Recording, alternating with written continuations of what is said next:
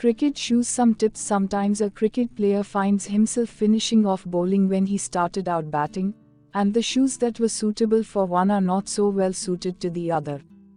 Of course, folks with a lot of money can probably just buy several kinds of shoes to handle the situation, but that's not really an option for a regular player, nor is it necessary.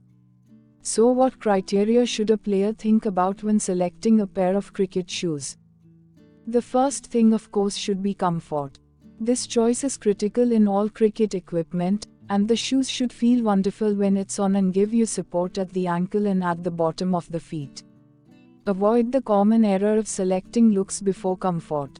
Do be sure to try the pair on at the store and even do a couple short dashes on the mat there in the shop. You should be able to get some idea of how well the shoe is going to perform for you over a longer period of time.